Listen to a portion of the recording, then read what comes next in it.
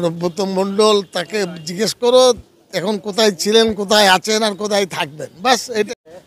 বারেই তো হাজিরা এড়াচ্ছে, এখনো পর্যন্ত হাজিরা দিলেন না, মেডিকেল সার্টিফিকেট পাঠিয়ে দিয়েছে, কি করবেন? আমার কোনো সাবজেক্ট নেই। অনুব্রত মণ্ডল বড় মাপের নেতা, আমি তার কথা কি বলতে যাব, তার কথা তাকে জিজ্ঞেস করব। যাচ্ছে নাকি পুলিশ বোলপুর যে আইসি তার মোবাইল বাজেয়াপ্ত করেছে। আমি বলি আমিও তো কাজ করছি কলকাতায় বহু বছর।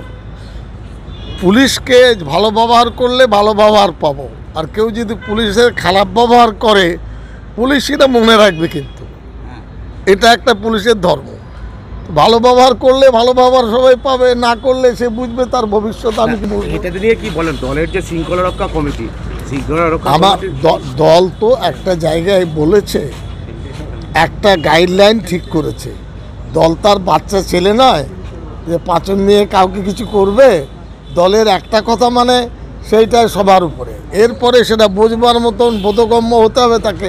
কেউ না করলে সেটা আমি কি বলবো সেখানে। দল তো বললো ক্ষমা চাইতে, ক্ষমা চাইলো, দলের কি শৃঙ্খলা রক্ষা কমিটি বসা উচিত? আমার মতে বলে দল তার কাজ করেছে।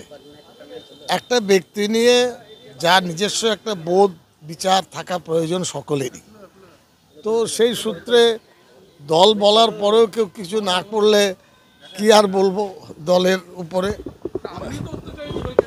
এইসব কি কথা, আমি তো নিজের জায়গায় দাঁড়িয়ে আছি।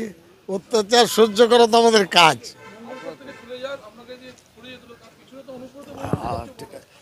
সে অনুব্রত মণ্ডল তাকে জিজ্ঞেস করো এখন কোথায় ছিলেন, কোথায় আছেন আর কোথায় থাকবেন, বাস এটা। আমি ভারতের মানুষ, আমি ভারতের মানুষ, বাংলাদেশের খবর নিয়ে কি করব? বাংলাদেশে যাও, সেখানকার খবর নাও।